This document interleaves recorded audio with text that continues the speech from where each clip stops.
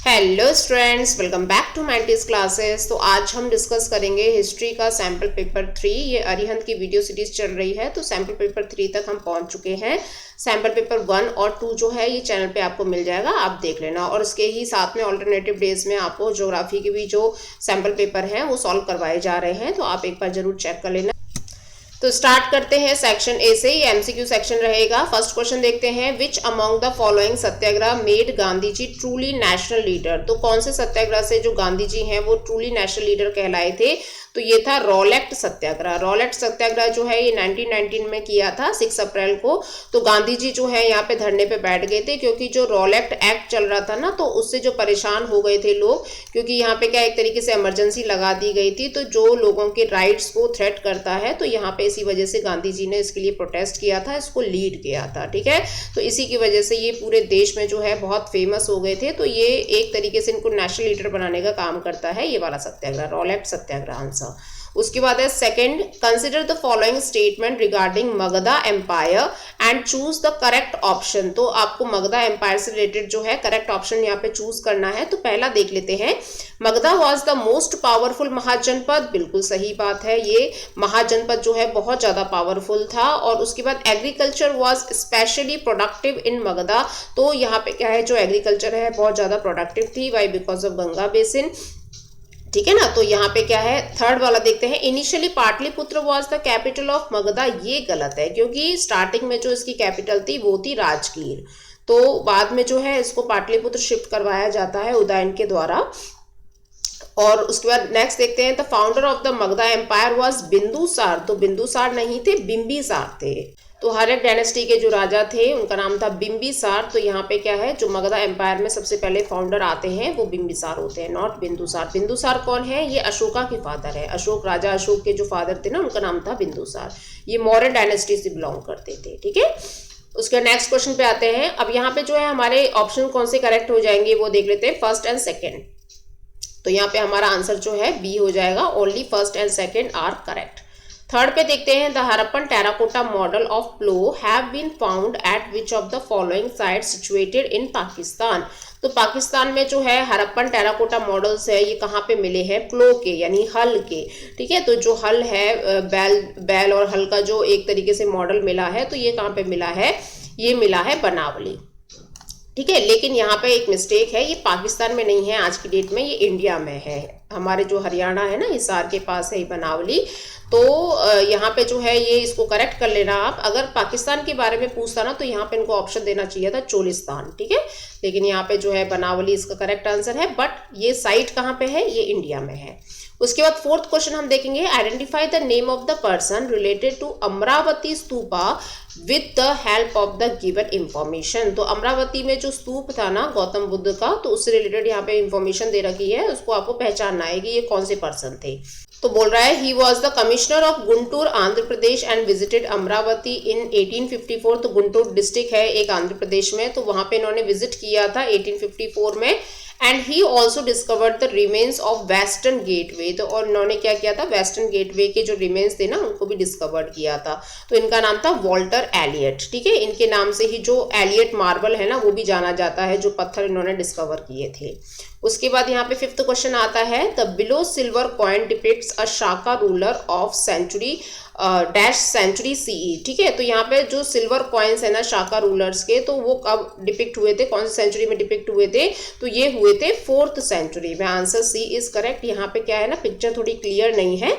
तो ये जो पिक्चर है ये शाका रूलर्स के समय के सिल्वर कॉइन्स जो है ना उसकी है। तो आप इस पिक्चर को देख लेना, तो हमारा जो आंसर बन जाएगा वो बन जाएगा 4th CE के आसपास जो है यहाँ पे इनके डिस्कवर किए गए थे, इनके जो कॉइन्स हैं। उसके बाद ये शाका रूलर कौन थे? ये गुजरात में बसे थे, और इसमें जो फेमस रूलर है उनका नाम है रुद्रदमन। उसका 6th क्वेश्चन देखेंगे, foundation of the Mauryan empire was laid by Chandragupta Maurya in which among the following year. तो चंद्रगुप्त मौर्य का आपको समय बताना है। तो ये मौर्यन डायनेस्टी से बिलोंग करते थे। अच्छा, आपको क्या है ना, थोड़ा सीक्वेंस बता देती हूँ मैं। यहाँ पे हर्यक डायनेस्टी सबसे पहले मगध में फाउंडिंग बनाती है, अपना फाउंडर बनते हैं। यहाँ पे हर्यक डायनेस्टी के जो राजा होते हैं बिंबिसार, उसके बाद आती है शिशुनाग डायनेस्टी, उसके बाद आती है नंदा डायनेस्टी, उसके बाद आती है आपकी मौर्य डायनेस्टी, उसके बाद कन्वा है, सुंगा है ना, सातवाहनास वगैरह है। तो आप क्या है ना, इस सीरीज को थोड़ा सा ऐसे जनरली याद रखना। तो ये जो 4th नंबर के जो डायनेस्टी आई थी मगधा में, तो उनका नाम था मौर्यन डायनेस्टी। और ये बहुत ही ज़्यादा प्रॉस्पेरस डायनेस्टी थी। इसने अपना बहुत ज़्यादा एक्सपेंशन भी किया था। तो यहाँ पे उसी के जो फाउंडर है ना, उनका नाम है चंद्रगुप्त मौर्य। तो ये कौन से समय पे आई? ये आई 321 BC के आसपास, इसका आंसर बन जाएगा। ठीक है, तो 321 BC जो है हमारा करेक्ट आंसर है। उसके बाद आते हैं 7th क्वेश्चन पे, चूज द करेक्ट ऑप्शन। तो यहाँ पे आपको ऑप्शन जो है ये करेक्ट करना है। The 3 members missions that came to India in March 1946 to discuss about the framing the constitution। तो यहाँ पे जो 3 पर्सन आए थे उनके बारे में पूछ रहा है। उनका नाम था A.B. Alexander, Stafford Cripps and Patrick Lawrence. तो ये 3 मेंबर जो हैं ये आए थे। और यहाँ पे क्या है, 3 मेंबर से याद रखना। उसके बाद क्या है, इंडिया इन मार्च 1946 में तो कैबिनेट मिशन प्लान जो है ये फेल हो जाता है। एक्चुअली ये आते हैं यहाँ पे थोड़ा सा समझौता करने के लिए कि भाई किस तरीके से जो है कांग्रेस और मुस्लिम लीग में कैसे भी करके जो तनाव चल रहा था उसको खत्म करना है। लेकिन यहाँ पे जो कांग्रेस है ना, वो राजी नहीं होती है प्रोविंसेस को अलग करने के लिए। तो यहाँ पे इस तरीके से बहस हो जाती है और ये तीनों वापस चले जाते हैं। कैबिनेट मिशन प्लान जो है ये फेल हो जाता है। तो यहाँ पे आंसर हो जाएगा हमारा कैबिनेट मिशन। ठीक है, उसके बाद नेक्स्ट क्वेश्चन पे आते हैं। यहाँ पे देखेंगे 8th वाला, identify the school of thoughts. तो आपको ये बताना है ये जो थॉट्स दे रखे हैं ना, ये किससे रिलेटेड है। तो फर्स्ट देखते हैं, the world is transient and constantly changing. तो वर्ल्ड जो है ये थोड़े ही समय के लिए है और ये कॉन्स्टेंटली चेंज होता रहता है, यानी परिवर्तनशील है। उसके बाद सेकंड बोल रहा है द वर्ल्ड इज सोललेस, यानी इसमें वर्ल्ड में कोई आत्मा नहीं है, कोई मतलब एक तरीके से निर्जीव है जो वर्ल्ड है। और थर्ड बोल रहा है sorrow is instinct to human existence. जो दुख है ना वो इंसान के जीवन का एक तरीके से अंग है, मतलब इंसान को जो है दुख तो झेलने ही पड़ेंगे, तो ये तो एग्जिस्ट रहते ही हैं। ठीक है, उसके बाद righteous action is a means to escape from the cycle of rebirth. तो अगर आप अच्छे कर्म करते हो, अपने धर्म कर्म पे ध्यान देते हो, आपके एक्शंस जो है ना वो डिफाइन करते हैं आपका रीबर्थ नहीं होगा करके, मतलब आपको पुनर्जन्म न लेना पड़े। इसके लिए क्या है, आप अच्छे कर्म करो, अच्छे धर्म से रहो। तो इस तरीके से यहाँ पे बोल रहा है। तो ये जो थॉट्स है ना ये किसके द्वारा दिए गए हैं, तो ये दिए गए हैं बुद्धिज्म के द्वारा। गौतम बुद्धा ये कर्मा पे बहुत बिलीव करते थे। ठीक है, उसके बाद 9th आते हैं। यहाँ पे choose the correct option from the following statement regarding the Al Biruni Kitabul Hind. तो अल बिरूनी जो है ये उज्बेकिस्तान के ख्वारिज़म से आए थे और इन्होंने एक बुक लिखी थी जिसका नाम था किताबुल हिंद। ठीक है ना, तो ये बहुत ही फेमस बुक थी इनकी। और इनकी अगर हम पिक्चर देखें तो ये कुछ इस तरीके से दिखते हैं अल बिरूनी। उसके बाद यहाँ पे क्या है, इसको तहकीक हिंद भी बोला जाता था, इस जो बुक का नाम था। ठीक है, तो यहाँ पे इसके बारे में जो स्टेटमेंट दे रखे हैं इससे रिलेटेड आपको बताना है कि ये सही है कि नहीं है। तो पहला देखेंगे, it is a Persian language. No, ये जो है अरेबिक लैंग्वेज में लिखी हुई बुक थी। उसके बाद it is divided into the 100 chapters. तो ये 100 में नहीं थी, ये 80 चैप्टर्स में जो है ये डिवाइड थी। ठीक है, कितना था, 80। तो यहाँ पे आपको ध्यान रखना है ये दोनों स्टेटमेंट क्या हो गए, गलत हो गए। सी बोल रहा है it is divided into several subjects like religious, philosophy, festivals etcetera. तो ये सही है। इस बुक में जो है रिलीजियस चीजों के बारे में लिखा है, फिलोसफिकल चीजों के बारे में लिखा है, फेस्टिवल्स भी हमारे भारत के इसमें दर्शाए गए हैं। ठीक है, उसका नेक्स्ट बोल रहा है he used to such a language which was not easily understand by other. तो ऐसा कुछ नहीं था, उनकी जो लैंग्वेज है वो बहुत ही ईजी थी और इसको इंग्लिश में भी ट्रांसलेट किया गया था, इनकी जो बुक थी। उसके बाद 10th पे आते हैं, which one of the following dynasties built Hiriya canal in Vijayanagar. ठीक है, तो हिरिया कैनाल जो है ये विजयनगर में ही है और ये किसने बनाया था, कौन सी डायनेस्टी ने बनाया था, तो ये बनाया था संगम डायनेस्टी। तो सबसे पहले जो यहाँ पे डायनेस्टी आई थी उसका नाम क्या था, संगम डायनेस्टी, फिर थी सुलवू डायनेस्टी, फिर थी तुलवू डायनेस्टी और फिर थी अराविदु डायनेस्टी। तो पहली जो डायनेस्टी थी इसी ने बनाई थी हिरिया कैनाल। हिरिया नाम की एक नहर थी वो बनाई गई थी। ठीक है, उसके बाद यहाँ पे 11th पे आते हैं, which of the following buildings of Vijayanagar empire was supposed to be place where the king used to meet his adviser. तो विजयनगर एम्पायर में ऐसी कौन सी प्लेस थी जहां पे जो राजा है वो अपने एडवाइजर से मीट करते थे, तो ये था लोटस महल। ठीक है, तो लोटस महल हमारा आंसर हो जाएगा यहाँ पे। या ऐसा बोला जाता है कि इस महल को जो है वो अपने एडवाइजर्स के लिए यूज करते थे, कोई एडवाइस लेनी है, अपने मीट करनी है अपने लोगों से, तो यहाँ पे ये किया करते करते थे, ठीक है, तो ऐसा बोला जाता है, बट ये श्योर नहीं है कि ऐसा ही होता था। उसके बाद यहाँ पे आते हैं 12th क्वेश्चन पे, read the following statement carefully and identify the name of movement from information given below. तो यहाँ पे आपको ध्यान रखना है, ये जो पूरी इंफॉर्मेशन दे रखी है ये कौन से मूवमेंट को दर्शाती है। तो फर्स्ट देखेंगे, it was launched after the failure of Cripps mission. तो जो क्रिप्स मिशन थे ना, स्टैफर्ड क्रिप्स जो थे, वो उसके बाद ये मिशन जो है ये लॉन्च हुआ था, मतलब ये मूवमेंट लॉन्च हुआ था। तो ये है एक तरीके से आपका क्विट इंडिया मूवमेंट, जिसको हम हिंदी में क्या बोलते हैं, भारत छोड़ो आंदोलन, ठीक है। क्रिप्स मिशन का मतलब क्या है कि जो स्टैफर्ड क्रिप्स आए थे ना भारत में, वो यहाँ पे क्या है, थोड़ा हमारा सहयोग लेने के लिए आए थे। जो सेकेंड वर्ल्ड वॉर में हम क्या है मना कर दिया था कि भाई हम आपका सहयोग नहीं करेंगे, क्योंकि फर्स्ट वॉर में ही हमने उसकी दशा देख ली थी, ठीक है, हमने सहयोग भी किया था लेकिन हमें बदले में कुछ नहीं मिला। अंग्रेजों ने बोला था हम चले जाएंगे आपके देश से, तो वो कहीं नहीं गए, ठीक है। तो इसीलिए सेकेंड वाले में हमने उनका बिल्कुल सहयोग नहीं दिया था, तो ये हमको ऐसे मनाने के लिए आए थे हमारे लीडर्स को। तो ये यहाँ पे क्या है, मानते नहीं है, तो ये क्रिप्स मिशन जो है ये क्या हो जाता है, फेल हो जाता है। तो यहाँ से ये चले जाते हैं, उसके बाद ही तुरंत लॉन्च हो जाता है क्या, भारत छोड़ो आंदोलन, यानी एट एनी कॉस्ट हमको आजादी चाहिए, आप जाओ यहाँ से, ठीक है। तो यहाँ पे क्या है, मोहम्मद अली जिन्ना, महात्मा गांधी जो है ये सब सहयोग करते हैं इसमें, और इनको जेल भी होती है इसी के लिए। तो यहाँ पे जो गांधी जी ने नारा दे दिया था, करो या मरो, मतलब आपको किसी भी तरीके से आजादी को गेन करना है, ठीक है। तो ये मूवमेंट था क्विट इंडिया मूवमेंट, जिसको बोलते हैं भारत छोड़ो आंदोलन।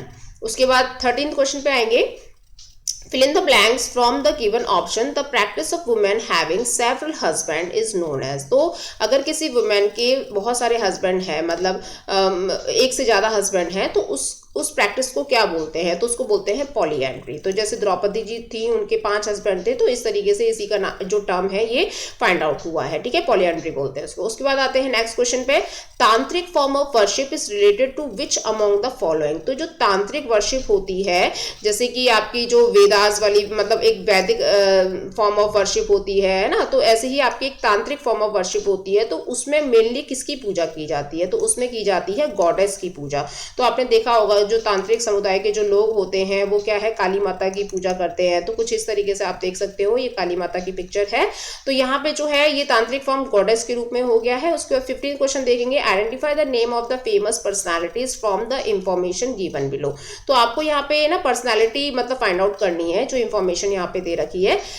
तो फर्स्ट देखेंगे, ही was the famous for his literary skill, ठीक है। सेकंड, ही कंपोज्ड अमुक्त माल्यादा इन तेलुगु। तो यहाँ पे जो अमुक्त माल्यादा, जिसका मतलब होता है माला बनाने के लिए या माला देने के लिए, मतलब इस तरीके से माला से रिलेटेड ही है ये बुक। तो ये बुक जो है ये किसने लिखी थी, तो ये लिखी थी कृष्णदेव राय ने, ठीक है ना। तो कृष्णदेव राय हमारा करेक्ट आंसर हो जाएगा। और देख लेते हैं, ही बिलोंग्स टू सुलुवु डायनेस्टी। देखो यहाँ पे ये गलत दे रखा है, ये सुलुवु डायनेस्टी से नहीं, ये तुलुवु डायनेस्टी से बिलोंग करते थे, तो यहाँ पे इसको करेक्शन कर लेना, ठीक है। उसके बाद he was characterised by the expansion and the consolidation. तो ये सारी चीजें आप देख लेना, ये कृष्णदेव राय से ही रिलेटेड है। उसका 16th क्वेश्चन देखेंगे, मैच द फॉलोइंग है, लिस्ट 1 को लिस्ट 2 से मैच करना है। 1950 में Mahatma Gandhi returns from South Africa, South Africa से महात्मा गांधी जी आए थे, ये बिल्कुल सही है। 1917 में चंपारण मूवमेंट हुआ था, ये राजकुमार जो शुक्ला है इन्होंने ही गांधी जी को बोला था कि किस तरीके से जो ब्रिटिशर्स है वो 3 कठिया नील की खेती के लिए हमको परेशान करते हैं, ठीक है, तो ये बिल्कुल सही है। उसका 1919 में तो भैया आपको पता ही होगा, जलियांवाला बाग मैसेकर हुआ था, बहुत बड़े लेवल का यहाँ पे जो हत्याकांड मचा था वैसाखी के दिन, तो इसको बोलते हैं 1919 में ही था ये, ठीक है। उसके बाद नेक्स्ट आता है 1942 में क्विट इंडिया मूवमेंट, अभी जस्ट हमने डिस्कस किया, भारत छोड़ो आंदोलन। तो ये सारी जो डेट्स हैं ये बिल्कुल आपके इससे मैच करती हैं, तो आंसर हो जाएगा ए का 1, बी का 2, सी का 3 एंड डी का 4, यानी फर्स्ट इज करेक्ट। उसके बाद 17th क्वेश्चन पे मूव करते हैं। The Nalayira Divya Prabandham was compiled by dash which is also described as the Tamil Vedas. तो नलायरा दिव्य प्रबंधम जो एक संग्रह है पूरा, कई सारे जो तमिल टेक्स्ट है ना उनका संग्रह है, और यहाँ पे जो तमिल के जो संत हुआ करते थे, जो पोएट्स हुआ करते थे, उन्होंने इसको लिखा था। तो ये क्या है, यहाँ पे जो 12 अलवार्स है ना, 12 अलवार्स मतलब आपके जो विष्णु धर्म को मानने वाले जो फॉलोवर्स है ना उनको अलवार्स बोला जाता है। तो उनके द्वारा जो है पे कंपाइलेशन हुई थी। यहाँ पे एक लेडी थी जिनका नाम था अंडाल, और बाकी के 11 जो लोग थे ये मेल थे, ठीक है। तो यहाँ पे आप आंसर कर देना अलवार्स। उसके बाद नेक्स्ट आता है यहाँ पे 18 क्वेश्चन देखते हैं, given below are the two statement, one labeled as assertion and other is labeled as reasoning। तो ये assertion reason का क्वेश्चन है स्टूडेंट। तो पहला देख रहा है, Ibn Battuta travelled to far off places and different countries. तो इब्न बतूता को बहुत शौक था, मतलब दूर दराज के देशों में जाके ट्रैवलिंग करने का, वहाँ की चीज़ों के बारे में जानने का।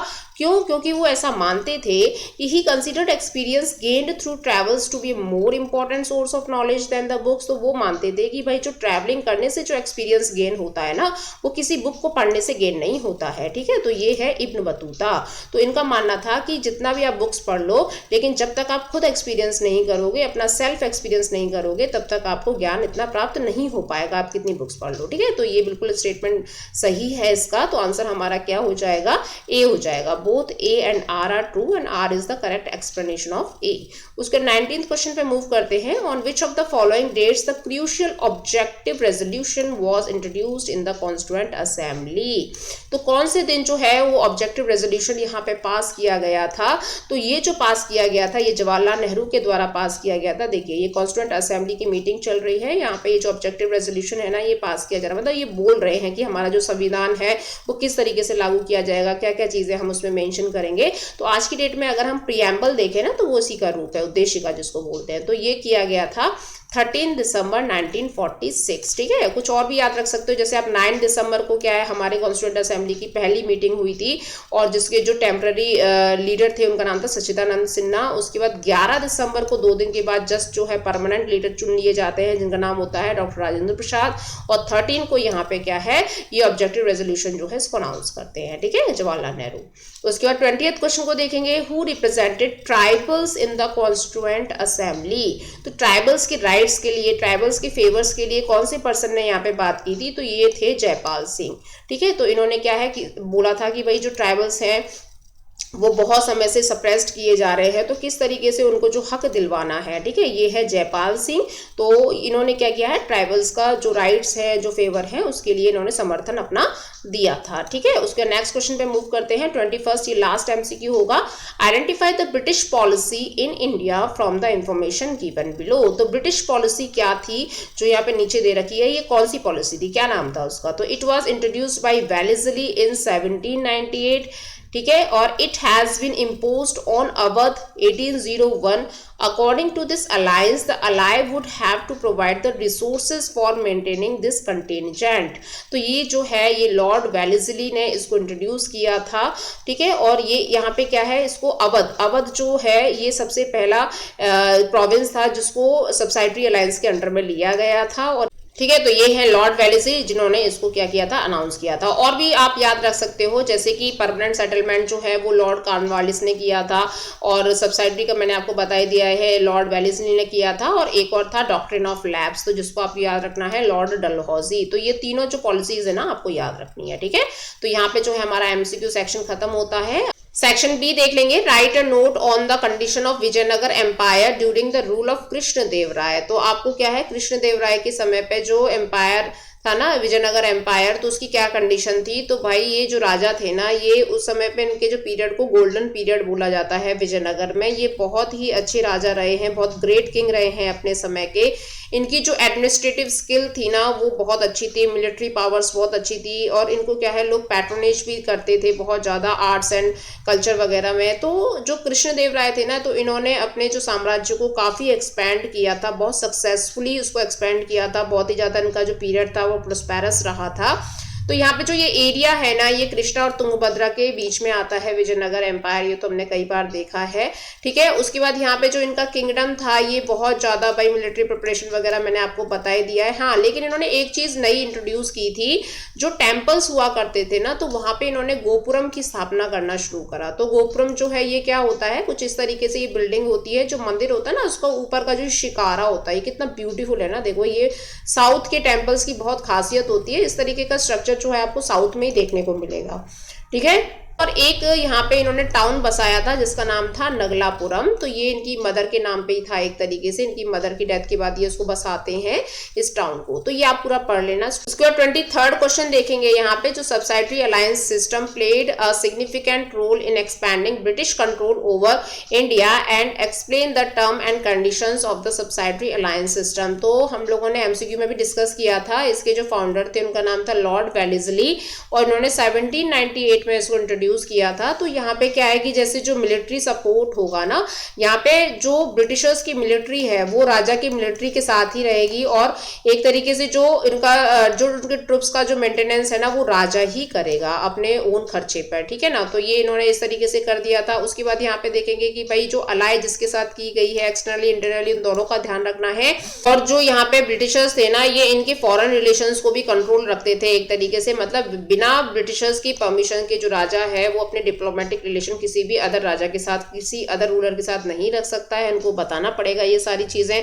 जो फाइनेंशियल ऑब्लिगेशंस वगैरह भी होते थे ना, तो यहाँ पे क्या है कि जैसे सारा जो सब्सिडी देनी होती थी, जो राजा है उसको सब्सिडी देनी होती थी, किसको, ब्रिटिशर्स को सब्सिडी देनी होती थी उनकी, जो अगर नहीं दे पाया, अगर वो किसी भी तरीके से मतलब यहाँ पे पेमेंट नहीं कर पाता था, तो जो ब्रिटिशर्स हुआ करते थे वो उनकी टेरिटरी का कुछ हिस्सा जो है सीट कर देते थे। तो ये सारी जो चीजें हैं ये आप सब्सिडरी अलायंस में डाल देना, ठीक है। उसके बाद 24th क्वेश्चन देखेंगे, explain through example how 8th and 9th century saw the integration of various cults in the Brahmanical religious. देखो ब्राह्मण्स जो है ये एक समय पे इतने ज्यादा डोमिनेट कर देते हैं ना लोगों को, कि फिर जो है गौतम बुद्ध और जो जैन धर्म आता है तो लोग जो है इसको ज्यादा फॉलो करना पसंद करते हैं, क्योंकि कुछ ऐसी कुरीतियां, कुछ ऐसी बुराइयां आ जाती हैं उस समय पे।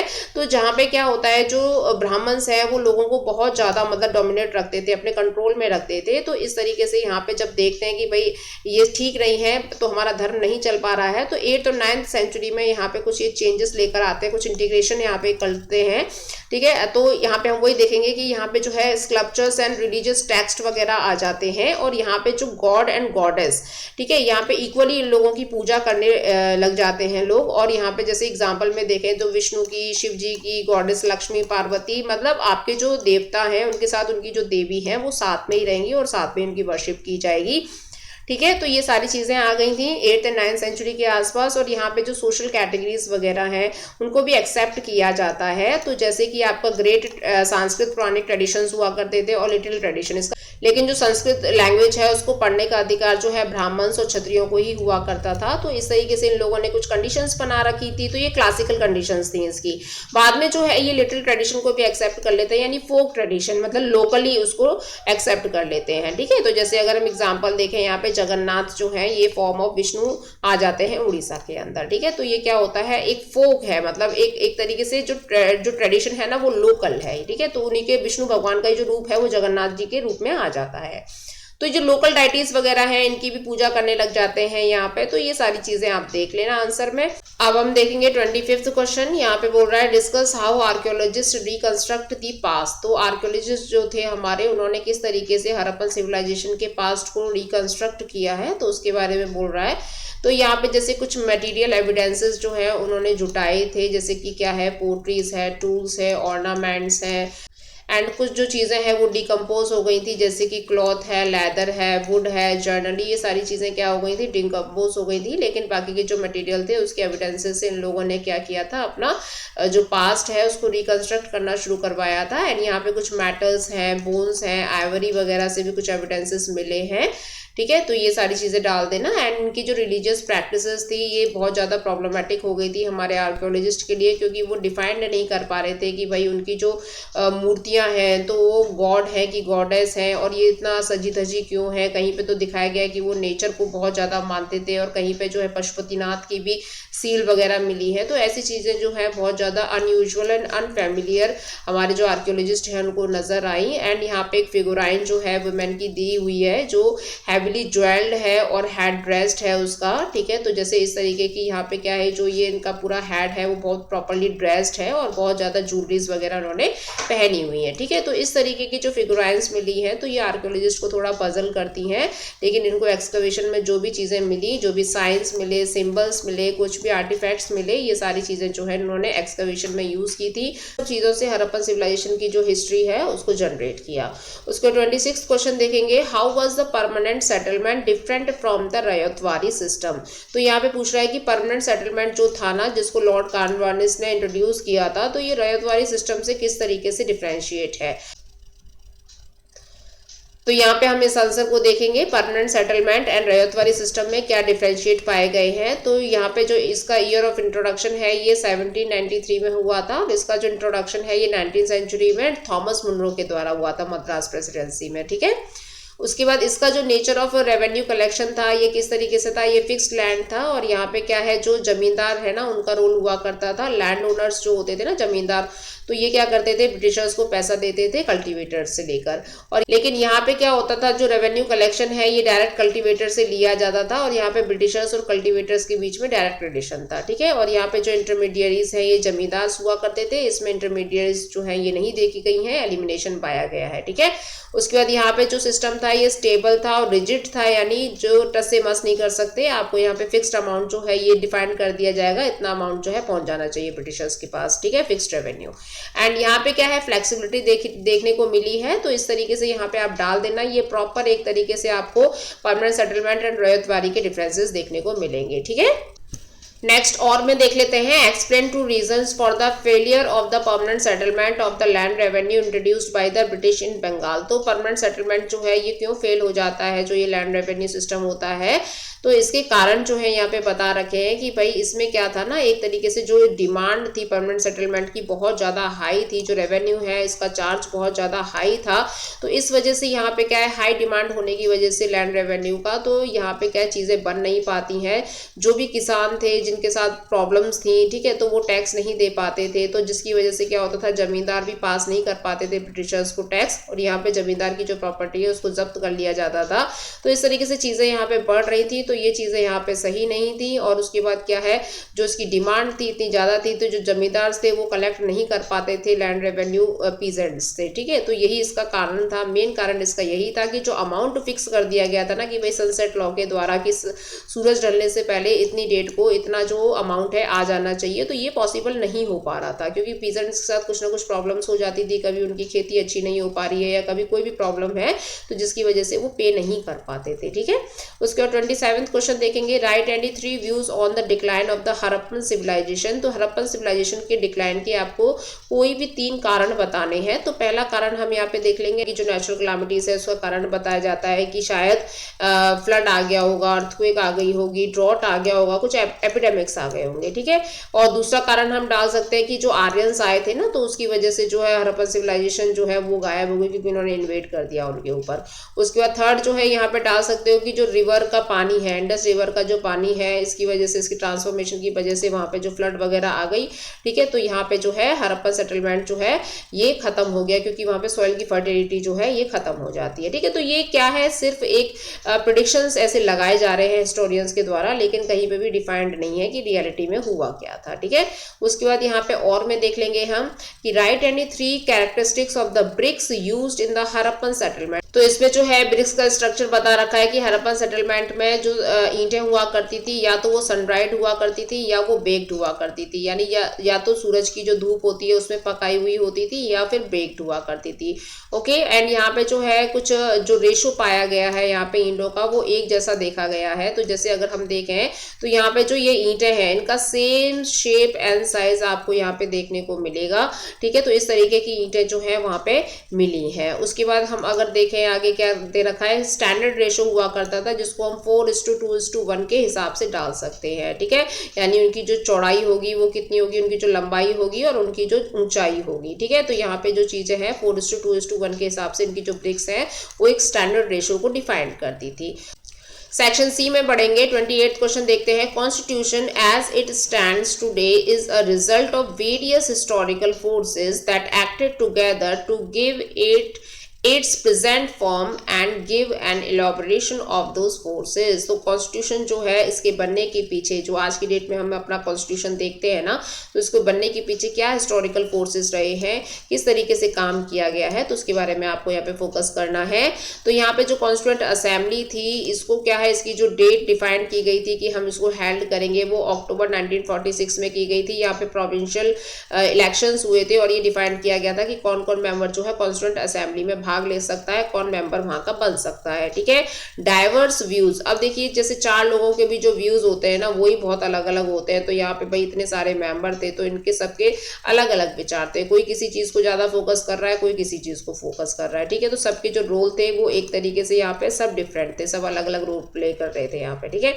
उसका नेक्स्ट देखेंगे representation of different interest and group. तो किसी को क्या है कि अलग अलग चीज़ों में इंटरेस्ट था, अलग अलग ग्रुप्स में इंटरेस्ट था, कोई किसी चीज़ पे ज़्यादा फोकस कर रहा है, कोई बोल रहा है कि भाई जो जमींदार के राइट्स है वो दिलवाने चाहिए, कोई जो है अपने विचार सोशलिस्ट रखा बैठा है। तो इस तरीके से चीज़ें यहाँ पे देखने को मिलती हैं। कोई जो है विमेन के जो इंडिपेंडेंस है उस पर फोकस कर रहा है। तो यहाँ पे देखा गया था कि विमेन्स ने पार्टिसिपेशन किया था इंडिपेंडेंट मेंबर के रूप में, ठीक है। उसके बाद अगर हम आगे देखें कि व्यूज ऑफ लीगल एक्सपर्ट्स, तो अगर हम यहाँ पे लीगल एक्सपर्ट्स के व्यूज देखें तो डॉक्टर भीमराव अंबेडकर और उनके साथ जो मेंबर्स थे के एम मुंशी एंड अल्लादी कृष्ण स्वामी अय्यर, तो ये जो है ड्राफ्टिंग कमेटी का काम करते हैं और ये एक्सपर्ट्स होते हैं और ये कॉन्स्टिट्यूशन को फ्रेम करने का काम करते हैं, ठीक है।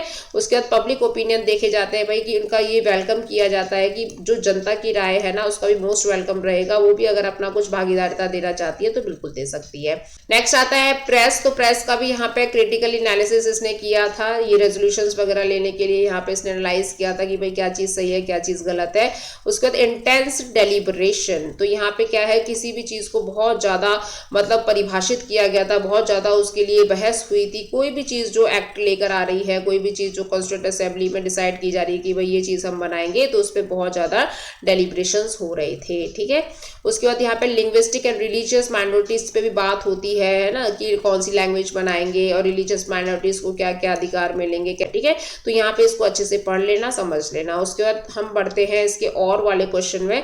तो ये क्या बोल रहा है और मैं कि with in the constituent assembly of India the language issue was intensely debated.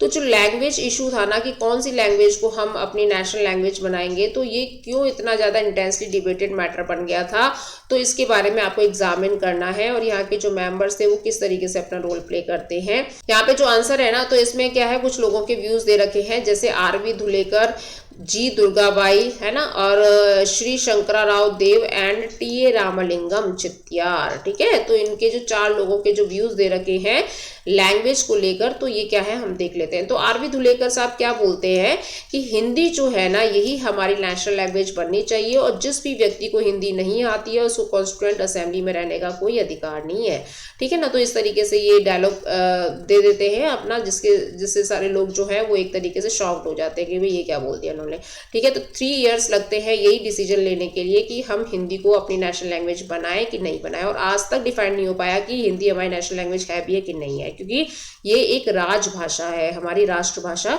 नहीं है। उसके बाद आगे देखेंगे श्रीमती दुर्गाबाई जो है ये क्या करती हैं, ये मद्रास मतलब एक्चुअली क्या होता है कि ये जो है ये बोलती है कि जो नॉन हिंदी हैं, जो हिंदी नहीं बोलते हैं, उनके लिए एक थ्रेट हो जाएगा, उनकी पावर को एक तरीके से थ्रेट हो जाएगा।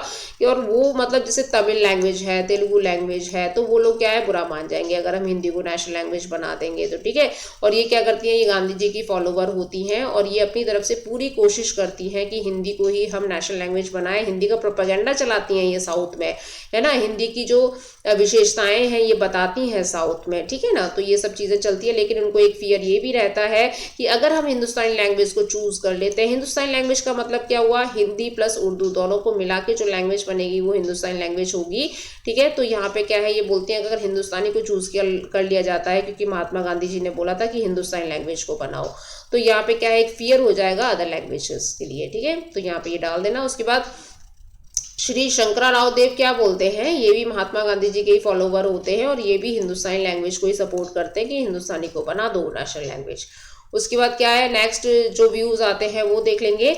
तो यहाँ पे टी ए रामलिंगम बोलते हैं कि भाई ये एक्चुअली मद्रास प्रोविंस से बिलोंग करते थे और ये बोलते हैं कि जो भी लैंग्वेज बनाओ ना उसको सावधानी से बनाना, कॉशन से बनाना, कोई भी लोगों के जो फीलिंग्स हैं वो हर्ट नहीं होनी चाहिए, यहाँ पे क्वेश्चन अराइज नहीं होना चाहिए कि भैया हमें फोर्सफुली ये लैंग्वेज को अपनाना पड़ रहा है। तो इस चीज़ को डिसाइड करने के लिए 3 इयर्स लग रहे थे, ये डिस्कशन जो है ये नहीं कर पा रहे थे, डिबेट जो है लगातार बढ़ती जा रही थी और यहीं पे यही चीज़ है कि भाई जो नेशनल लैंग्वेज को अपोज करे इस तरीके से हरकतें नहीं होनी चाहिए लोगों के द्वारा। अगर हिंदी को आप बनाते हो तो लोग जो है अपोजिशन में ना जाएं, ठीक है। तो इसीलिए फिर क्या डिसाइड होता है कि हिंदी को अगर हम अपनाएंगे तो देवनागरी स्क्रिप्ट में अपनाएंगे और ये इंग्लिश लैंग्वेज के साथ ही चलेगी, ठीक है। तो आपने देखा होगा कि जो हमारे जितने भी सेंट्रल डॉक्यूमेंट्स वगैरह होते हैं वो सब इंग्लिश में ही प्रिंट होते हैं, लेकिन अगर किसी स्टेट में जो राजभाषा हिंदी है तो वहाँ पे जैसे यूपी है, यूपी की राजभाषा हिंदी है, सेकंड उर्दू है, तो हमारे जितने भी यूपी के डॉक्यूमेंट्स हैं वो सारे क्या है आपके हिंदी में ही मिलेंगे। ठीक है, तो ये जो लैंग्वेज का जो इशू था ना, ये आज भी बना हुआ है। उसका 29th क्वेश्चन देखेंगे, which evidences suggested the brahmanical prescriptions about the kinship and marriages were not universally followed. तो जो ब्राह्मण्स ने जो एक अपना पोर्टफोलियो बना रखा था ना कि भाई किस तरीके से शादियां होनी चाहिए, ठीक है ना, कैसे रूल्स एंड रेगुलेशंस वहाँ अपनाने चाहिए, कैसे रीति रिवाज वगैरह सारी चीज़ें जो होती हैं शादियों में, वो जो प्रिस्क्रिप्शन उन्होंने बना रखा था वो यूनिवर्सली क्यों फॉलोड नहीं हो पाया। अभी ये भी देखा गया है कि अगर किसी के लड़का नहीं है तो उसके जो कजन्स वगैरह जो ब्रदर्स होंगे तो उनको गद्दी दे दी जाएगी। और ये भी देखा गया है कि अगर कजन्स वगैरह को भी नहीं देखते हैं तो कुछ जो रूलर्स हैं वो अपनी बेटियों को, यानी जैसे चंद्रगुप्त अगर राजा थे ना गुप्ता डायनेस्टी के जो चंद्रगुप्त थे, तो चंद्रगुप्त 2 था उनका नाम, एक्चुअली विक्रमादित्य भी बोलते हैं, तो उनकी बेटी थी प्रभावती गुप्ता, है ना। तो ये एक तरीके से क्या है, पूरी गद्दी संभालती हैं, पूरा राजपाट संभालती हैं। तो यहाँ पे क्या है, ये एक्सेप्शनल केस है। वैसे उस समय पे औरतों को इतनी ज़्यादा इंडिपेंडेंट नहीं था कि वो जो है राजा की जगह पे बैठ सकें या सारी जो चीज़ें हैं एंजॉय कर सकें, तो ऐसा सिर्फ प्रभावती गुप्ता के साथ ही था। तो यहाँ पे देखा गया है कि भाई यहाँ पे थोड़ा सा चीज़ें चेंज हुई हैं। यहाँ पे पैट्रिलिनियल जो समाज है ना उसको थोड़ा यहाँ पे चैलेंज किया गया है। उसके बाद यहाँ पे जो मैरिजेस वगैरह होंगी, है ना, उनके जो आइडियाज़ एंड जो वेल्दी मैन जो हुआ करते थे एक तरीके से, तो वही क्या है, हाईएस्ट स्टेटस लेके चलते थे ब्राह्मण्स के हिसाब से। ठीक है, तो ब्राह्मण्स का क्या आइडिया था कि भाई जो क्षत्रिय कुल के लोग हैं ना उन्हीं को सब कुछ करने का अधिकार है, ऐसे करके सोचते थे ये। ठीक है, उसके बाद हम यहाँ देखेंगे रूल्स ऑफ मैरिजेस क्या थे। तो जो सन है वो एक तरीके से पैट्रिलिनेज होगा, ये तो हमें पता ही है, भाई पुरुष प्रधान समाज है तो बेटा होना बहुत जरूरी है। और यहाँ पे जो गर्ल्स हैं उनके लिए इतने रिसोर्सेज नहीं हुआ करते थे उनकी फैमिली में। ठीक है, एक्सोगेमी सिस्टम चलता था, यानी कुल से बाहर शादी करनी है बेटी की। और उसके बाद क्या है, राइट टाइम पे राइट पर्सन से शादी कर देनी है बेटी की। और कन्यादान वाला जो प्रैक्टिस है ना ये चलती थी, आज भी चलती है ना। जो शादी होती है तो लड़की का कन्यादान करते हैं उसके माता पिता। जैसे जो गोत्रा सिस्टम होगा ना तो सेम गोत्र में शादी नहीं हो सकती है, ये प्रोहिबिटेड होता था। और अगर लड़की की शादी जब हो जाएगी तो वो अपने पति का जो गोत्र है उसको अपनाएगी, अपने फादर का जो गोत्र है उसको छोड़ देगी। ठीक है, तो ये सारी प्रैक्टिसेस जो है ये देखी गई हैं रूल्स ऑफ मैरिजेस के अंदर। लेकिन यहाँ पे जो है हमें कुछ एविडेंसेस ऐसे भी मिले हैं जो ब्राह्मणिकल टेक्स्ट को क्या करते हैं, चैलेंज करते हैं। तो यहाँ पे उपनिषद वगैरह में ये सब देखने को मिला है कि भाई कुछ जो रूलर्स थे ना उन्होंने अपनी मदर का नाम जो है अपने नाम से आगे लगाया है। जैसे सातवाहन डायनेस्टी के जो राजा थे ना, जैसे गौतमी पुत्र श्री सतकर्णी, तो उनकी गौतमी उनकी मदर का नाम था, तो उन्होंने अपनी मदर का नाम पहले लगाया था। तो ये जो वंश थे ना, मतलब ये जो रूलर्स थे ये क्या करते थे, लेडीज को बिल्कुल इक्वालिटी देते थे। और यहाँ पे क्या इनके ये नहीं था गोत्रा सिस्टम, जैसे सेम गोत्र में शादी नहीं हो सकती, ये बिल्कुल सेम गोत्र में ही शादी करते थे। ठीक है, और सेम गोत्र की कई औरतों से भी ये शादी करते थे। तो ऐसा यहाँ पे देखा गया है। तो ये क्या कर रहे हैं, चैलेंज कर रहे हैं ना ब्राह्मणिकल प्रिस्क्रिप्शन को। उसके बाद यहाँ पे क्या है, जैसे एक्सोगेमी दे रखा था ब्राह्मण्स ने कि भाई लड़की की शादी जो है वो कुल से बाहर होनी चाहिए, गोत्र से बाहर होनी चाहिए। तो ऐसा तो यहाँ पे देखने को मिला नहीं है। तो ये एक तरीके से सातवाहनास जो है ये रूल्स एंड रेगुलेशंस को तोड़ रहे हैं, किसके, ब्राह्मण्स के। उसके बाद आगे बढ़ते हैं हम। यहाँ पे क्वेश्चन क्या पूछ रहा है, How did historians explain the language content and period of Mahabharata cite example. तो यहाँ पे आपको महाभारत से रिलेटेड जो है उनका पीरियड, उनकी जो लैंग्वेजेस वगैरह ना उस पर फोकस करना है। तो यहाँ पे हम आंसर देख लेते हैं। यहाँ पे जो इसकी लैंग्वेज है, देखो जो महाभारत है ना वो संस्कृत लैंग्वेज में लिखी हुई है, लेकिन ये इतनी टफ नहीं है जैसे वेदों में लिखी हुई है, प्रशस्ति में लिखी हुई है। ठीक है, संस्कृत है हम इजीली पढ़ सकते हैं, समझ सकते हैं। ठीक है, लेकिन वेदों में और प्रशस्ति में जो संस्कृत है वो काफ़ी टफ है। तो यहाँ पे जो लैंग्वेज है, एक्चुअली ये महाभारत में तो खैर कई सारी लैंग्वेजेस में इसको पढ़ा गया है। आज की डेट में तो डिफरेंट लैंग्वेजेस में इसको पढ़ा जाता है। ठीक है, जैसे आपके उर्दू लैंग्वेज में इसको क्या बोला गया है, एक तरीके से रज़्मनामा बोला गया है। उसके बाद अगर हम देखें तो इसका जो कंटेंट है ना वो 2 ब्रॉड हेड्स में बटा हुआ है, एक है नरेटिव और दूसरा डिटेक्टिव। ठीक है, नरेटिव में क्या होगा, जो चीज़ें हैं वो एक तरीके से स्टोरीज के रूप में दिखाई जाएंगी। ठीक है, लेकिन जो डिटेक्टिव है वहाँ पे एक तरीके से आपको सोशल नॉर्म्स, जैसे हम उपदेश वगैरह देखते हैं ना अपने, जैसे मेन जो प्रिस्क्रिप्शन है उन चीज़ों को जब पढ़ते हैं तो उसको डिटेक्टिव में डाला जाएगा। लेकिन ये वाटर टाइट नहीं था, ऐसा कोई जरूरी नहीं है कि स्ट्रिक्टली इसी चीज़ को फॉलो किया जाए, ये इंटरचेंज भी हो जाते थे। ओके, उसके बाद यहाँ पे आगे देखेंगे क्या बोल रहे हैं, कि जैसे हिस्टोरियंस वगैरह ने बताया है कि ये जो ड्रामा है पूरी तरीके से ये स्टोरी जो किसके ऊपर दे रखी है, किंग फोक के ऊपर दे रखी है, कजन्स के ऊपर दे रखी है, ठीक है, ये सब हमें देखने को मिला है। यहाँ पे बैटल देखने को मिली है महाभारत की, और यहाँ पे फॉरेस्ट वगैरह के बारे में बताया गया किस तरीके से जो पांडव हैं अपनी मदर के साथ रहते हैं फॉरेस्ट में, ठीक है। और यहाँ पे द्रौपदी का रोल जो है ये भी बताया गया है कि द्रौपदी की शादी होती है 5 पांडवों से, ठीक है। उसके बाद यहाँ पे पॉलिएंड्री सिस्टम जो है, जैसे 5 पांडवों से होती है तो मतलब वो अकेली लेडी होती है, उनके 5 हस्बैंड होते हैं, तो इस प्रैक्टिस को पॉलिएंड्री बोला जाता है। तो ये सारी चीजें आप डाल देना। और आज की डेट में पॉलिएंड्री जो है ये कहाँ पे प्रैक्टिस की जाती है, हिमालयन रीजन में प्रैक्टिस की जाती है। बोला जाता है गद्दी ट्राइब जो है ना वो इसी तरीके से करते हैं, मतलब एक परिवार में जितने भी लड़के होंगे ना तो उनके लिए सिर्फ घर में एक ही लड़की आएगी, ठीक है। तो ऐसी क्यों, क्योंकि यहाँ पे इनका मानना है कि जो जनसंख्या नियंत्रण रहता है ना, तो इस तरीके से कुछ इनकी है मान्यताएं। लेकिन सोशली तरीके से अगर इमोशनली देखा जाए किसी लेडी के लिए तो ये ठीक नहीं है। उसके बाद अगर देखें आगे यहाँ पे पीरियड क्या बोल रहा है इसका, तो ये यहाँ पे जो इस स्टोरी को लिखा गया तो ये चैरियट बार्ड्स जो होते हैं, जैसे कृष्ण भगवान ने जो रोल प्ले किया था महाभारत में वो चैरियट बार्ड की जैसे ही किया था, जिसको सूतास बोला जाता है, ठीक है। और यहाँ पे ये पूरा जो इसका टाइम पीरियड भी दे रखा है, देखो 200 BC से लेके 200 CE के समय के बीच की पूरी स्टोरी यहाँ पे दे रखी है कि भाई इसको लिखा गया था इतने समय में। उसके बाद यहाँ पे बोला गया कि किस तरीके से जो ये महाभारत है ये 10,000 वर्सेस से 1 लाख वर्सेस में बदल जाता है समय के साथ। तो ये सारा पढ़ लेना। नेक्स्ट क्वेश्चन हम देख लेते हैं 30th वाला, discuss about the thinking of Alvars, Nayanars and Virashaivas, how this thinkers brought change in the society. तो जो अलवार्स है, नयानार्स है और वैश्यवास है ना, तो ये किस तरीके से सोसाइटी के अंदर चेंज लेकर आते हैं, तो उससे रिलेटेड ये क्वेश्चन बोल रहे हैं। तो जो अलवार्स होते हैं ना ये 6th सेंचुरी CE के समय पे आते हैं ना, और ये तमिलनाडु में देखे गए थे। एक्चुअली ये भक्ति मूवमेंट के समय के लोग हैं। देखो इसके पीछे कारण क्या था, जो ब्राह्मण्स ने जो डोमिनेशन दिखाया था ना हमारे समाज पे, उन्होंने कुछ अपने प्रिस्क्रिप्शन बना दिए थे कि भाई समाज ऐसे ही चलना चाहिए, ये चीजें होनी चाहिए ना, औरतों को इस तरीके से रखना चाहिए, पुरुष प्रधान होना चाहिए, ये सारी जो चीजें कास्टिज्म है, वर्गों को किस तरीके से कास्ट में बदल दिया जाता है। तो इससे क्या है समाज में बहुत ज्यादा कुरीतियां फैल जाती हैं, जैसे चंडालास वगैरह के साथ कितना बुरा बिहेव किया जाता है, जो भी शेड्यूल कास्ट के लोग होते हैं उनके साथ कितना बुरा बिहेव किया जाता है। तो ये सारी जो चीजें हैं एक डोमिनेशन दिखाते थे ब्राह्मण्स का, तो उन्हीं को जागरूक करने के लिए, उसी में रिफॉर्म्स लाने के लिए यहाँ पे जो अलवार्स आते हैं, नयानार्स आते हैं ना, वैश्यवास आते हैं, सूफी आते हैं, ये सारे जो लोग हैं ये इन चीज़ों को क्या करते हैं, प्रोहिबिट करते हैं, हटाने की बात करते हैं कि भाई ये चीज़ें गलत हैं, ठीक है ना। तो आप इस समाज को एक तरीके से नरक में लेकर जा रहे हो, है तो सारे के सारे मानव ही ना, तो ठीक है। तो ये यहाँ पे चीज़ें देखी गई। तो ये प्रोटेस्ट करते हैं किसके खिलाफ, कास्टिज्म के खिलाफ प्रोटेस्ट करते हैं यहाँ पे। और ये जो है बताते हैं कि भाई जो भक्त है ना वो किस तरीके से, मतलब जो डिवोटी होता है भगवान का, तो डायरेक्टली हम अपने भगवान से कॉन्टैक्ट बना सकते हैं, हमको किसी मीडिएटर की जरूरत नहीं है। जैसे ब्राह्मण से मीडिएटर का रोल तो प्ले करते हैं, ठीक है ना। तो इस तरीके से अलवार्स ने यहाँ पे बोला था। और यहाँ पे एक अलवार है बहुत फेमस है जिनका नाम है टुंडारी बुद्धि।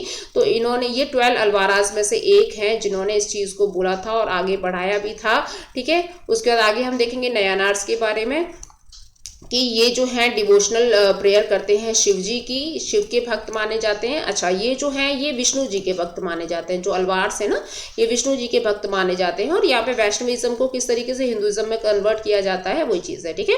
उसके बाद आगे हम देखेंगे यहाँ पे नयानार्स के अंदर ही, तो यहाँ पे जो चीज़ें हैं ये भी क्या करते हैं, ये भी अपोजिशन में होते हैं कास्टिज्म के, है ना, कास्ट को एक तरीके से अपोज करते हैं ये। और यहाँ पे जो ये वर्क होता है ना कि कौन लोग जो नयानार बनते हैं, तो इनकी जो क्लास होती है वो आर्टिशंस एंड कल्टिवेटर्स वगैरह जो है मिलके ये नयानार्स बन जाते हैं, ठीक है। और उसके बाद मतलब एक तरीके से रिफॉर्म्स लेकर आ रहे हैं समाज में, है ना, और जो भी चीज़ें फैली हुई हैं उनको खत्म करने की कोशिश कर रहे हैं, ठीक है। तो जैसे यहाँ पे जो अंडाल है, एक लेडी है जो अलवार ग्रुप में है, और उसमें कराईकला मैयर जो है नयानार में है, तो इनमें औरतें भी शामिल हैं इन सब चीज़ों में, ठीक है। उसके बाद यहाँ पे एक तरीके से औरतें भी शामिल होने का मतलब क्या हो गया, इक्वालिटी है, ठीक है, कि ऐसा नहीं है कि आप सिर्फ जेंट्स ही जेंट्स जो हैं सारे काम को करे जा रहे हो। उसके बाद वीर शिवास जो हैं ये कर्नाटका में देखे गए थे, ठीक है। इनका वीर शिवा जो है एक तरीके से लिंगायत जो कम्युनिटी अपनी पूरी बनाते हैं वसावन्ना के अंडर में, तो ये भी क्या करते हैं पूरी तरीके से कास्ट को अबॉलिश करने की बात करते हैं। और ये बोलते हैं कि कास्ट जो है एक तरीके से पॉल्यूशन फैला रही है पूरे समाज में, ठीक है। उसके बाद यहाँ पे क्या इन्होंने थ्योरी थ्योरी ऑफ रीबर्थ दिया है, ठीक है, कि थ्योरी रीबर्थ की क्या थ्योरी होती है। उसके बाद इन्होंने धर्मशास्त्र को एक तरीके से डिसअप्रूव किया है और उन्होंने बोला है कि जो लड़की की शादी है वो पोस्ट पुबर्टी के बाद ही होनी चाहिए। री मैरिजेस अलाउ हैं विडोज के लिए। भाई देखो, अगर कोई लेडी है, विधवा हो गई है, तो उसकी क्या गलती है उसमें, तो उसको भी अधिकार है एक तरीके से दोबारा शादी करके जीने का, ठीक है। तो इन्होंने इस तरीके से लोगों को जागृत करने का काम किया है, बहुत अच्छा काम किया है, ठीक है। उसके बाद अगर हम यहाँ पे देखें कि इनका जो कॉन्ट्रीब्यूशन है वो समाज में किस तरीके से चेंजेस लेकर आता है, तो यहाँ पे देखो इक्वालिटी लेकर आता है, मैन विमेन सब में हमने देखा है ना। तो यहाँ पे सोशल इक्वालिटी ये लेकर आते हैं, यहाँ पे कोई डिफरेंसेस नहीं होता। ब्राह्मण्स जो है जैसे किस तरीके से अनटचेबल्स को बहुत ज़्यादा बोलते थे कि भाई अनटचेबल्स लोगों को बिल्कुल मंदिर में आने का अधिकार नहीं है, नल पे पानी पीने का अधिकार नहीं है, उनकी शक्ल भी दिख जाए तो वहां से निकल लो ऐसे करके। तो ये जो सारी चीजें हैं ये ब्राह्मण्स ने एक तरीके उस समय पे की थी। अब देखो, ये हमारे जो पूर्वजों ने जो गलतियां की हैं वो हमें बिल्कुल नहीं करनी चाहिए, ये हमें सीख लेनी चाहिए इस चीज से, ठीक है। उसके नेक्स्ट बोल रहे हैं अपोजिंग कास्ट सिस्टम। तो इन्होंने क्या किया था, कास्ट सिस्टम को हटाया था, ये आज भी चलता है, ठीक है। इंटरकास्ट मैरिजेस आपने देखा होगा कितना ज्यादा मतलब प्रॉब्लम्स क्रिएट करता है, ठीक है। तो यहाँ पे जो चीजें हैं ये कास्ट सिस्टम इन्होंने हटाने की बात की थी। गोत्रा, कुला, ये सब जो सारी चीजें हैं ना, ये सब कास्ट के अंडर में आती हैं। उसके बाद यहाँ पे reducing the exploitation of women, औरतों को किस तरीके से एक्सप्लॉइट किया जाता था, तो उसी के बारे में बोल रहे हैं कि भाई पहले उनकी शादी जो है 9 साल में करा दी जाती थी, है ना, लेकिन अब जो है शादी पोस्ट पुबर्टी में होनी चाहिए, विडोरी मैरिजेस बिल्कुल होनी चाहिए। तो ये सारी चीज़ें, क्योंकि पहले क्या था ना, औरतों को सिर्फ क्या है एक तरीके से मतलब जस्ट आप प्रोडक्शन हाउस की तरह देख सकते हो, भाई ये चीज़ें प्रोड्यूस करने के लिए आ रही हैं, बच्चे पैदा करेंगी, सन पैदा करेंगी, ठीक है। तो इस तरीके से ये चीज़ें यहाँ पे मेंटालिटी थी लोगों की, लेकिन बाद में कैसे चीज़ें बदलती हैं, यहाँ पे रिफॉर्मेशन लेकर आते हैं हमारे भक्ति मूवमेंट के अंदर ये सारे लोग। उसके नेक्स्ट हम देखेंगे डिवोटी टू गॉड, इनके जो डिवोशन टू गॉड होते हैं ये सारी चीजें देख लेंगे। देखो ये सारा पढ़ लेना स्टूडेंट, मतलब मेन काम इन्होंने यही किया था, रिफॉर्मेशन लेकर आए थे ये सारे पॉपुलर रिलीजियस के अंडर में, ठीक है। और मैं इसमें क्वेश्चन क्या पूछ रहा है, describe the relationship between the state and the भक्ति एंड द सूफी ट्रेडिशन। तो भक्ति एंड सूफी ट्रेडिशन के बारे में बोल रहा है कि इसमें क्या होता है, तो आपको बताना है कि भक्ति मूवमेंट जो है ये देखो हमने अभी देखा था, अलवास, नयानार, वीर शिवाजी, सब भक्ति मूवमेंट के ही पार्ट है। तो ये यहाँ पे तमिल में हमें देखा गया है कि किस तरीके से इसको बताया गया है, इसको प्रेस किया गया है कि किस तरीके से ये जो थे बैंडर्स थे, घूमते थे ना, और गॉड की भक्ति किया करते थे, ट्रैवल किया करते थे। तो ऐसे ही सूफी भी हुआ करते थे। और जो चोला रूलर्स हैं, जैसे राजा चोला है, राजेंद्र चोला रूलर्स हैं, बहुत फेमस रूलर्स रहे हैं तमिलनाडु के। तो इन्होंने क्या है, विष्णु जी के और शिव जी के मंदिर बनवाए हैं, उसके बाद इनके ट्रेडिशन को आगे बढ़ाया है। उसके बाद यहाँ पे बता रहे हैं कि किस तरीके से इनके जो शिवा टेम्पल है ना, ये देखने को मिले हैं चिदम्बरम में, तंजावुर में एंड गंगाईकोंडा चोलापुरम में, ठीक है ना। तो ये यहाँ पे जो है शिव जी के टेम्पल हमें देखने को मिलते हैं, और शिव जी की जो प्रतिमा है वो ब्रॉन्ज में भी हमको देखने को मिलती है। उसके बाद आगे देखें यहाँ पे कि जो ये बिल्डिंग टेम्पल्स हैं ये बहुत ज़्यादा इंप्रेसिव होते हैं, और जो किंग है वो एक तरीके से अपना जो डिवाइन है वो गॉड के प्रति दिखाते हैं, और साथ साथ में अपना पावर और स्टेटस भी दिखाते हैं, ठीक है। उसके बाद यहाँ पे जो शिवा के हाइम्स हैं ये भी देखने को मिले हैं Tamil Shiva hymns in the temples वगैरह में। और देखेंगे आप साउथ में अगर आप जाते हो ना, तो शिव जी के बहुत टेम्पल्स आपको वहाँ पे देखने को मिलेंगे। तो इसका जो सीधा लिंक है यहाँ पे ये दिखाता है कि भक्ति मूवमेंट के समय पे सारी चीज़ें जो है उस समय पे आई थी। उसके बाद यहाँ पे जो है ये बोल रहे हैं कि जो टेक्स्ट है ना तेवरम, ये क्या है, शिव जी से रिलेटेड ये हाइम्स जो है इसमें दिए गए हैं। और आगे हम देखें इसमें यही चीज़ बता रहा है कि किस तरीके से इनके जो रिलेशन है ना वो बढ़ते हैं, तो किसके, सूफी ट्रेडिशन के। तो सूफी ट्रेडिशन क्या है, जैसे यहाँ पे क्या है, जैसे सुल्तान जो है ना, जब वो चैरिटेबल ट्रस्ट यानी जो दान दक्षिणा जो दी जाती है तो उसको क्या बोलते हैं, औकफ बोलते हैं। उसके बाद यहाँ पे जो उनको लैंड दी जाती थी सूफियों को, उसको इनाम बोला जाता था। इनके नाम थोड़ा याद रख लेना स्टूडेंट्स, ये उर्दू वर्ड्स जो है थोड़ा याद नहीं होते हैं जल्दी, तो आप याद रखने हैं, ठीक है। औकफ मतलब एक तरीके से चैरिटेबल ट्रस्ट, यानी कोई जो चीज़ है आपको चैरिटी में दी जा रही है, और इनाम जो है ये लैंड आपको दी जा रही है, आप कुछ बनवा सकते हो वहाँ पे। ख्वाजा मोइनुद्दीन चिश्ती की जो दरगाह है ये कहाँ पे है, अजमेर में है। ये बहुत ही फेमस दरगाह है एक्चुअली हमारे भारत के अंदर, ठीक है। तो यहाँ पे ये जो चीज़ें हैं आप देख लेना। उसके बाद ये जो शेख हैं ये किस तरीके से बहुत ग्रेट थे अपने समय पे, और आज भी हैं, आज भी लोग जाते हैं वहाँ पर अपना माथा टेकते हैं, अपनी मुरादें मांगते हैं, ये सारी चीज़ें वहाँ पे प्रैक्टिस की जाती हैं। और अकबर जो है वहाँ पे 14 बार गए थे, 14 टाइम्स ही विजिटेड देयर, ठीक है। और यहाँ पे जो है इनकी चीज़ें देखो, जब भी अकबर कोई लड़ाई जीत के आते थे या कभी भी कुछ उनकी ज़िंदगी में अच्छा होता था, ठीक है, तो वो क्या करते थे, उनको पुत्र की प्राप्ति होती थी तो वो वहाँ पे माथा टेकने जरूर जाते थे, ठीक है। उसके बाद आगे देखेंगे जो सूफी चैरिटी स्कॉलर्स वगैरह है, जैसे किस तरह मतलब बोला गया है कि इनके अंदर कुछ मैजिकल पावर्स हुआ करती थी, जिसकी वजह से ये अपने लोगों को इतना अपने साथ मतलब जोड़ लेते थे, इतनी बड़ी बड़ी मासेस को अपने साथ जोड़ लेते थे, ठीक है। यहाँ पे हम जो है पैसेज वगैरह दे रखे हैं, सोर्सेस दे रखे हैं, तो आपको इनको अच्छे से पढ़ना है और इनके आंसर्स जो है वो फाइंड आउट करना है। तो पहला सोर्स देख लेते हैं, बुद्धिज्म इन प्रैक्टिस। तो बुद्धिज्म से रिलेटेड है ये सोर्स, ये पूरा पढ़ लेना स्टूडेंट्स। उसके बाद इसका क्वेश्चन जो है सॉल्व करते हैं। फर्स्ट क्वेश्चन बोल रहा है, what advice was given by Buddha to Singala regarding the relationship between a master and his servant and employees। तो ये जो सिंगाला को क्या एडवाइस देते हैं कि एक मास्टर यानी एक गुरु और शिष्य के बीच में किस तरीके का रिलेशन होना चाहिए, या एक एम्प्लॉय और एक मास्टर के बीच में किस तरीके का रिलेशन होना चाहिए। तो यहाँ पे आप किसी सर्वेंट को अपॉइंट करते हो तो उसके अंदर स्किल भी होना चाहिए, उसको कार्य करने का एक्सपीरियंस भी होना चाहिए, ठीक है, और साथ में क्या है, आप उनको इस तरीके की जो प्रिविलेजेस है वो प्रदान कर सकते हैं, जैसे फूड एंड वेजेस, ठीक है। क्वेश्चन देखेंगे, list the instructions given by Buddha to clansmen for shramanas and Brahmins. तो क्लैंसमैन को ये क्या इंस्ट्रक्शंस देते हैं बुद्धा कि शमन के लिए और ब्राह्मण्स के लिए किस तरीके का इनका बिहेवियर होना चाहिए क्लैंसमैन का। तो क्लैंसमैन कौन होते हैं, जो क्लैन के अधिकारी होते हैं, जो कुल सचिव होते हैं, जो किसी भी एक एरिया को संभाल रहे होते हैं, तो उनका कैसा व्यवहार होना चाहिए शमन के प्रति और ब्राह्मण्स के प्रति, ठीक है। तो शमन कौन होते हैं, जो वैंडरिंग्स टाइप जो घूमते रहते हैं ना, एक तरीके से संत जो लोग होते हैं उनको हम शमन बोलेंगे। ब्राह्मण्स तो आप लोग जानते ही होंगे। Look after their needs with affection in act and speech and mind, यानी उनके काम को आपको सराहना चाहिए, उनको मन से मतलब एक तरीके से स्नेह से उनसे बात करनी चाहिए और एक अफेक्शन के साथ आपको उनको ट्रीट करना चाहिए, ठीक है। And they should keep their house open, और अपने घर के जो द्वार हैं उनके लिए ओपन रखने चाहिए, अगर उनको कोई ज़रूरत पड़ती है तो उनकी ज़रूरत का ख्याल रखना चाहिए। तो इस तरीके से ये बता रहे हैं। उसके बाद जो थर्ड क्वेश्चन है देख लेंगे, according to you what suggestions Buddha would have advocated for parents and teachers. तो यहाँ पे बुद्धा के जो सजेशंस हैं वो क्या है पेरेंट्स एंड टीचर्स के लिए।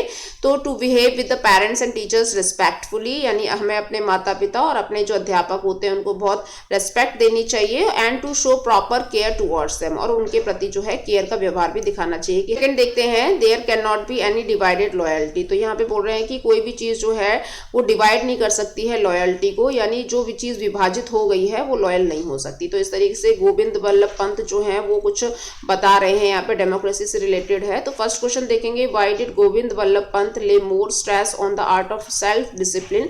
तो यहाँ पे उन्होंने बोला है कि हर पर्सन को सेल्फ डिसिप्लिन होना चाहिए, ना कि अपने बारे में सोचना चाहिए, बाकी के जो लोग हैं उनके बेनिफिट के बारे में सोचना चाहिए, क्योंकि आप डेमोक्रेसी में रह रहे हो तो आपको एक फंडा अपनाना चाहिए, for the people, by the people end of the people, ठीक है। तो सब चीज़ जो है वो सिटीजन्स के लिए, पीपल्स के लिए सोचना चाहिए सेंटर को।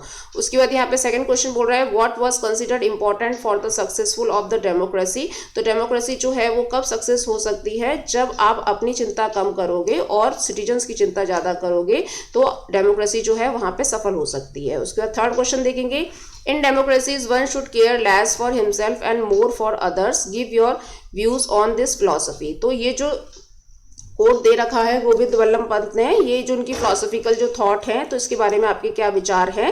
तो यही विचार है कि आपको पर्सनल गेन्स जो है उसके बारे में नहीं सोचना चाहिए, यहाँ पे फिलोसफिकल जो चीज़ है वो इंडिविजुअल सेंट्रिक होना चाहिए, ओके। 33 वाला सोर्स देख लेते हैं। यहाँ पे बोल रहा है डिक्लाइनिंग अ रॉयल गिफ्ट। तो किस तरीके से जो रॉयल गिफ्ट है ना इसको डिक्लाइन किया जाता है सूफियों के द्वारा। तो यहाँ पे फर्स्ट क्वेश्चन हम देखेंगे, ये आप पूरा पढ़ लेना, पूरा जो एक पैसेज दे रखा है। तो इसमें जो फर्स्ट क्वेश्चन बनेगा, what did the local ruler send to Shaikh Nizamuddin Auliya. तो निजामुद्दीन औलिया जो है इसको क्या सेंड करते हैं, जो वहाँ के लोकल रूलर होते हैं deed of ownership of the 2 gardens and the land. तो यहाँ पे थोड़ा प्रिंट अच्छा नहीं है बट मैं आपको समझा देती हूँ, ठीक है। तो यहाँ पे जो गार्डन्स देने की बात करते हैं, लैंड देने की बात करते हैं, तो ये ऑफर करते हैं निजामुद्दीन औलिया को। उसका सेकंड क्वेश्चन देख रहे हैं, what did Ulugh Khan offer to Sheikh Fariduddin when he visited him. तो उलूग खान किसको बोलते थे, ये मोहम्मद बिन तुगलक को बोला जाता था, जिनको जूना खान भी बोलते थे, उलूग खान भी बोलते थे। तो वहाँ पे जो बाबा फरीद है ना, तो जब वो वहाँ पे विजिट करते हैं तो उलूग खान जो है उनको क्या ऑफर करते हैं, तो वो ऑफर करते हैं डीड ऑफ 4 विलेजेस, ठीक है, 4 गांव की जो आपकी जमीन है वो ऑफर की जाती है फरीदुद्दीन को। और फरीदुद्दीन क्या है, ये इनके जो रिटर्न वर्क्स है ना वो एक तरीके से गुरु ग्रंथ साहिब में भी मेंशन किए गए हैं, बहुत ही फेमस सूफी रहे हैं ये अपने समय के।